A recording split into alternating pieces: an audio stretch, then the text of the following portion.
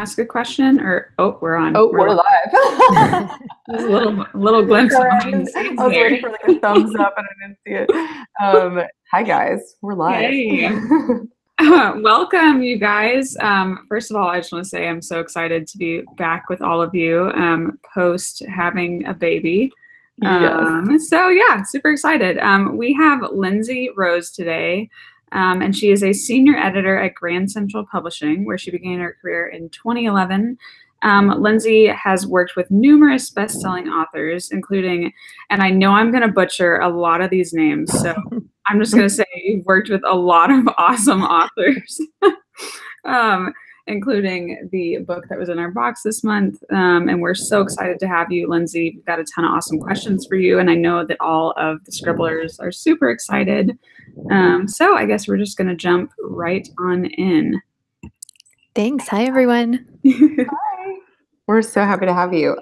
Lindsey, do you want to ask a question or you want me to go first? Yeah. I'll start off with, so Lindsey with an E.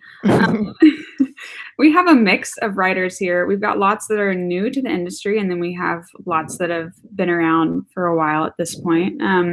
But just to kind of clarify for everyone, can you talk real quick just kind of about the tier of editors and kind of what a senior editor does exactly? I think it varies a little bit from company to company, but the way it works at Grand Central Publishing, which is where I work, is when you first get into editorial, you start as an assistant. So at that point, you'll probably be an editorial assistant. You'll be working with one or two editors and just basically supporting them as they go through the process of publishing books. So you'll be, making copies and all the stuff that assistants do. And then as you kind of work your way up the chain, maybe you become an assistant editor. At that point, you're probably still assisting editors. When you get to associate editor, that's often the time when sometimes you're still assisting, sometimes you kind of go off on your own. That's the point at which you get to start acquiring your own books. And then you kind of work your way up to editor and then senior editor, and at that point, the job is the same. It's just that, maybe you're working on bigger books, maybe you're working on more books, but the title just kind of changes with the more experience that you have. And at that point, you're just doing the role of the editor. Very cool. Love that. The gatekeeper to all the dreams out there. Okay, I'm going to jump into a question from one of our subscribers here. NJ Fiction says, she'd love to ask what the importance of a strong social media presence has on signing a new author. Is there a certain number of like followers that you look for? Do you care at all about that?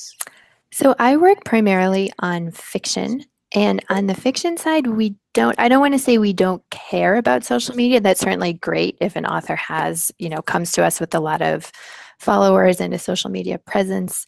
But that's not something that we really take into account too much on the fiction side. It's definitely important on the nonfiction side. A lot of my colleagues working on memoirs or, with celebrities, that's definitely something that they take into account. But with fiction, it's more important that the book is just really good, and then once we've signed up a book, we do often help those authors, develop their social media presence if they don't have one already, because we do think it's useful, especially if we can get people to have fans who start subscribing to newsletters and have websites and blogs, and that's definitely a good thing to have on the fiction side, but it's not necessarily something that we consider in a major way when we're looking to acquire something new on the fiction side.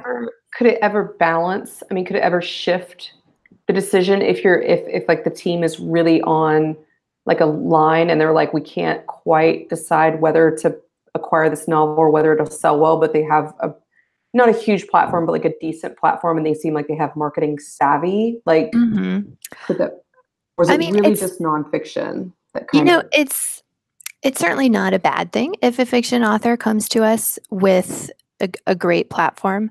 I don't think that it would kind of tip the balance towards us publishing a book that we didn't already love the book itself. there's just so many, we get so many submissions on the fiction side. There's so many really good books out there. And that's really what we're concentrating on is, do we love the book? So I would say it helps. I mean, it doesn't hurt if someone has a great platform like that, but I don't know if it's really going to be a major factor. Yeah. Awesome. Good.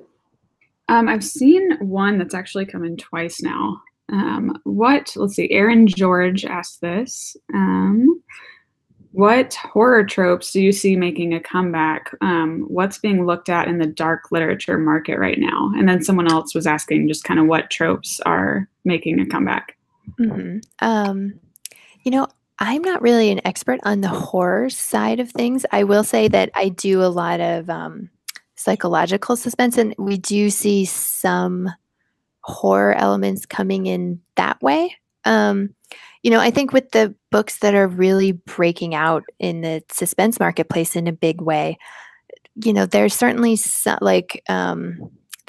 some creepy horror elements sometimes. Like I'm thinking of a book that came out last year, The Chalk Man, that had, I would say it was kind of on the cusp between suspense and horror. But, I don't know if the books that I work on anyway really have that strong horror hook to them. It's more just dark characters and plot twists and kind of unexpected things happening, but not too dark. The feeling on the suspense side is that if things end up too dark and creepy and horror, it's kind of a turnoff sometimes for the readership for those books. Sure. Definitely. Do you ever get freaked out when you're editing like the psychological thrillers? Like, is that hard sometimes as an editor, or is it just that you have your work brain on and you're like, you love it? No, yeah, no, I mean, that's, I would say I'm a reader first and then an editor. So I got into this field because I love reading these dark, twisty suspense books. And the best part is when it's dark and realistic enough that it starts to freak you out. So absolutely. And I think that's a really fun part of my job, actually. Awesome. Love it. So Dana, I hope I'm saying this right. Dana Cody says, have you ever come across a story that could be great, plot, characters, etc., but it's written for the wrong audience? You're kind of cutting out a little bit. Could you repeat the last part of the question? Can you hear me okay now? Yes. Yay. So Dana Cody asked, have you ever come across a story that could be great, plot, characters, etc., but it's written for the wrong audience, and how do you address it? Yeah, I would say that for me, the most common way that happens is a book comes in and it feels a little bit too young adult, because Grand Central is, adult publishing. We have a separate children's division.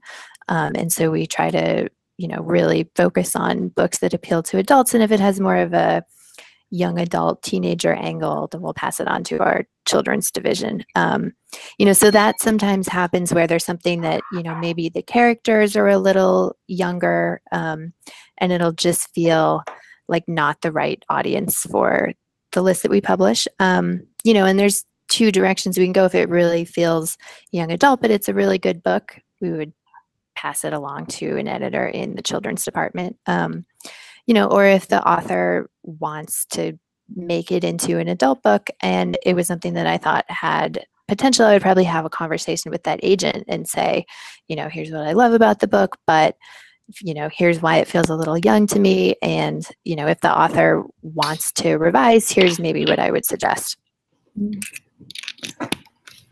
Okay, I'm going to ask a question that I love to ask every time we have an editor on here.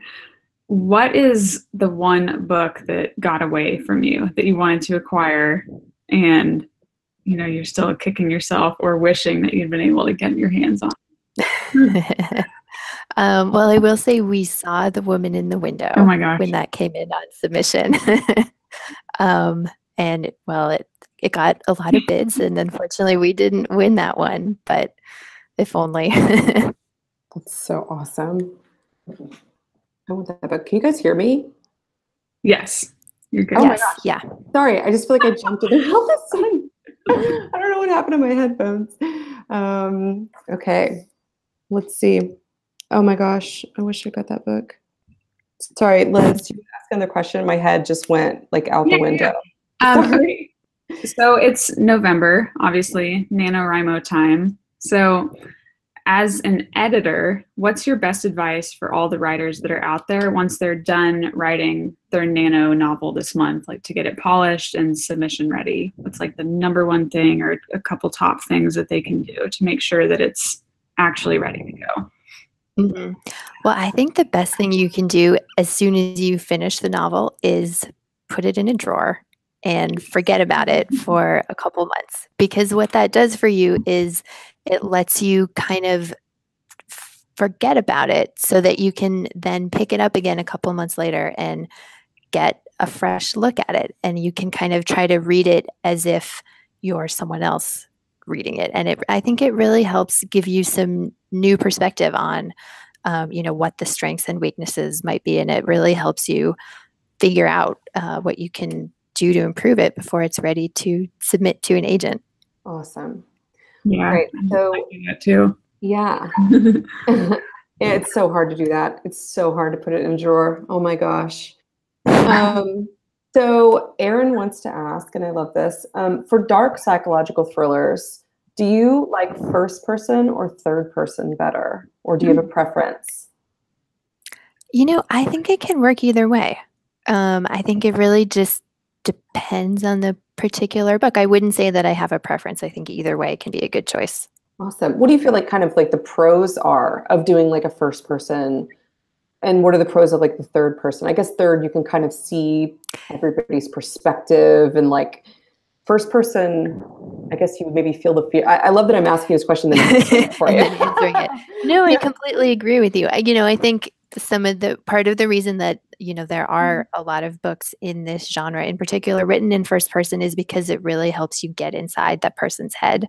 And that's kind of the whole point of psychological suspense, is to really get in their head and feel their emotions and kind of go on that terrifying journey with them. And if you write in first person, that can often help make that happen.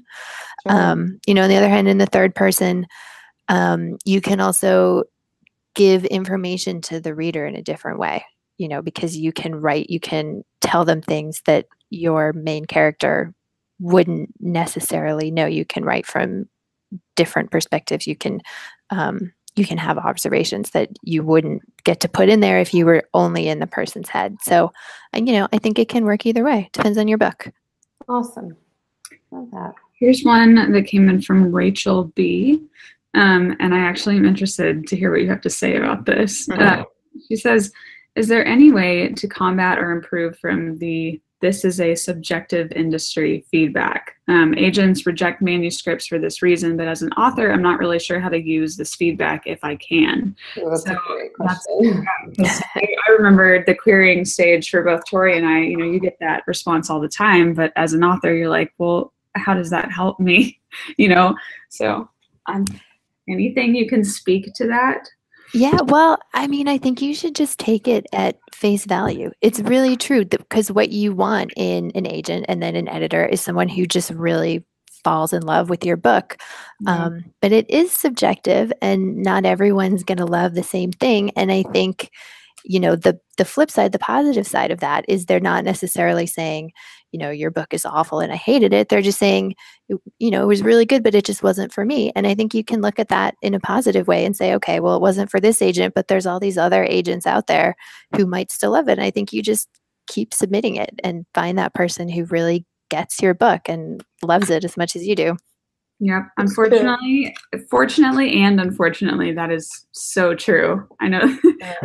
So it happens to us too as readers, right? I mean, sometimes you can't exactly put your finger on why a book wasn't for you. It just doesn't click for whatever reason, but you totally fully understand that tons of other readers are going to pick it up and it's going to be like one of their favorite books they've read all year. So sometimes it really is as simple as that. I mean, yeah, I will say for writers out there, just real quick, if you're getting a bunch of rejections and you are just really down about it, one of the things that I did when I was submitting was I would go and look at all the 1-star reviews for the Hunger Games on Goodreads. Oh, yes. And I would be like, okay, so other people hated this, but I loved it. So, it kind of made me feel a little bit better that not my book alone was being hated.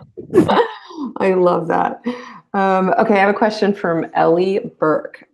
She wants to know, how polished do you like to see drafts when they get handed to you? I think this is a really common question among authors, even authors that have several books out. I feel like we don't know when to stop tweaking and to finally hand it over to our agent or editor to go from there. So how deep do you want us to dive before we submit? Yeah, I mean, I think it should be as polished as you can possibly make it, especially if you're looking for an agent, for your first book, you don't have an agent yet, you're trying to get someone. I think the best thing you can do for yourself is to make it absolutely as polished as you possibly can. Don't have your agent or the agent that you're submitting to be the first person who's ever read your book. Get, your friends to read it, get your family to read it, join a writing group, get other writers to read it. You really want to get as much feedback as you can to make it as good as possible before submitting it to an agent, because they just get so many submissions and you have to make yours stand out as one of the best ones. And that's the best way to do it. Okay, now Lindsay, what about when you already have a relationship with the editor? Like you've worked with 5, 6 books together, you pitch the book based on. So after you have, for people who are unfamiliar, after you have several book deals, sometimes when you're working with a publisher long enough, you'll pitch just 50, 60, 100 pages and a synopsis, and they might buy based off of that because you guys have a history of working and selling together. So what about in that scenario? The book gets acquired based on 100 pages, the author writes the entire book. How much do you want the author to get it perfect, or are you like, just send me what you have so I can see where you're starting at as a rough start, and then we go from there? Mm-hmm. I mean, I think it really depends on the specific author. I certainly have authors who I've done 10 books together with. I know they can write books. I know it's going to be a great book. For someone like that, I would just sign up the next book without anything on the page, really. But even for someone at that level, but that first draft that they turn into me, I want it to be pretty polished. Sometimes the writer, might say, well, I've got all the first part, I'm really struggling with the ending, so then we might have a conversation about that. But, it's, once it gets to the editor, it really has to be pretty polished. And that's not to say that we don't do editorial work after that point, because we definitely do. I'll often have authors go through 2 and 3 drafts, changing things about the plot or the characters or, whatever that particular book needs. But even so, the first draft is usually pretty polished. And then the changes that we make are usually things that, not things that the author necessarily left rough on purpose so much as things that I can see because I'm coming to the book fresh. Sure. And that they didn't realize or notice when they were writing it. So. Yeah, I love that. I like this one. This is very simple, but what's your biggest challenge as an editor? I think the biggest challenge of being an editor is trying to crack the code of how certain books break out and become bestsellers and certain other books don't. I think the hardest thing is watching a book that you acquired that is a fantastic book and you think is better than the other books out there that are at the top of the bestseller list, and for whatever reason it doesn't catch on and you can't figure out why. But also my job is to try to figure out why so that I can make those books that I love into bestsellers. But it's really hard. It's very mysterious even from our end of things. Yeah, that's so comforting to hear. It's really comforting to hear an editor say what Lindsay and I have probably said 1,000 times, and every other author. It's like, why that book and not this book? Or it's nice to hear someone on the publishing side say, sometimes we don't know. Like sometimes it's just we're scratching our heads and trying to figure out how to, make that book sell better when it's like kind of quiet coming out of the gate. Yeah, it's absolutely true. I mean, if publishers had our way, every one of our books would be bestsellers. Sure. And obviously that's not the case because we just don't, there's a mysterious element to it that is out of our control. That's so crazy. It's kind of freeing to hear that, honestly. Okay, from this person says, this is a great question. At the moment, that's their handle name. It says, what's one thing you want to see in a good manuscript pitch? And what's one thing you don't want to see? Coming from either an agent or just pretend that you're getting one blind from an unagented. I know you guys probably don't take unagented pitches, but even from the agents, what's one thing you'd love to see from them? One thing you don't? Well, first of all, I should start off by saying that when I get a submission, I usually don't read the pitch and I just go straight to the manuscript. But keep in mind, I'm only getting submissions from agents. And so I'll have an idea, these are mostly all people I have relationships with. So I'll have an idea from who has sent it to me, what kind of book I think it's going to be. And sometimes people surprise you, but, so I'll usually read the manuscript first. And then if I am really liking it, then I'll go back and read the pitch letter and kind of learn more about the author and if they have a publishing history. But I would say, pitch letters, the best ones are pretty concise. They'll say in 2, maybe 3 sentences, here's what the book is about. There'll be a little paragraph about the author. I want to know if this person is a debut author. Do they have any kind of publishing history? Have they, published any short story collections? Is there anything else about their lives that I should know about that, could maybe be a publicity hook or something? But other than that, I don't, by the time it gets to me and it's made it past an agent, I don't put that much stock in the pitch letter. At that point, I'm really interested in the manuscript itself. And is it good? Do I love it? Love that. Lindsay, do you want to ask one more question? I'll ask one more and then we'll kind of close out. Yeah, I'm trying not to laugh at this question that came in. It says no rush, of course, but how long will this chat go on? I'm loving it, but I'm wondering how late I'll be to class. Okay. One that just came in from Ellie Burke. What percentage of your acquisitions are debut authors? I would say 50%, maybe. We're definitely always looking for debut authors. There's in some ways it's easier to pitch a debut author than someone who has maybe published a book, but the previous book sales haven't been that good. So I would say 50% we're looking for new authors, and then 50% are ongoing authors that we have already been successful with. Maybe they have a series, and we kind of want to keep up our relationship with them. Awesome. I have a question from Megan Peterson, and then I'm going to ask you 5 rapid fire questions. We'll go into those next. Last formal question from Megan is, how many rounds of edits do you typically go through with an author?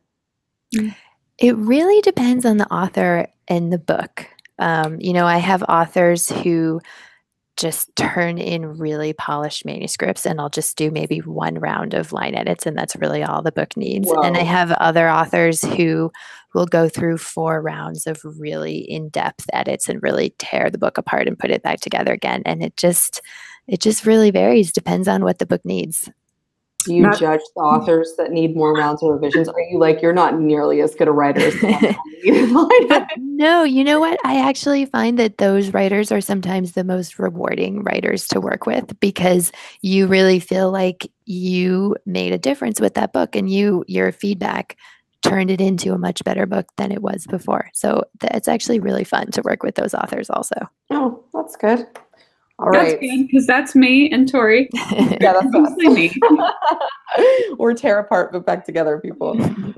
Okay, this last questions it's called What Wins. It's 5 questions, and I'm going to give you, it's not even really questions. I'm just going to say, what wins, this or this. You can give no commentary. You just have to say one or the other. Are you ready?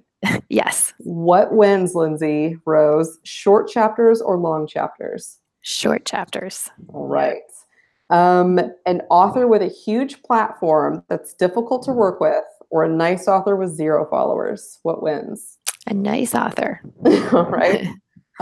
What wins? Second person point of view or nope? Second person. Ooh, going a little risky there. That's good. What wins? you could just say like reading or editing, whatever you want. What wins in this scenario, heroes or villains? Villains. Oh, nice. Okay, last one. What wins, characters or plot? Characters. Nice. Very good. Lindsay, thank you so much for joining us. This was so much fun. And Scribblers, you had such good questions this time. We appreciate it. This chat will be live for 30 days. You can access it anytime. Everybody say thank you digitally to Lindsey Rose for joining us. We really do appreciate it. Yeah, and we thanks for loved having Robert's me. book. It was amazing. So good. Great. All right. Bye, everyone. Bye, guys. Thank you. Bye. All right. I kept thinking.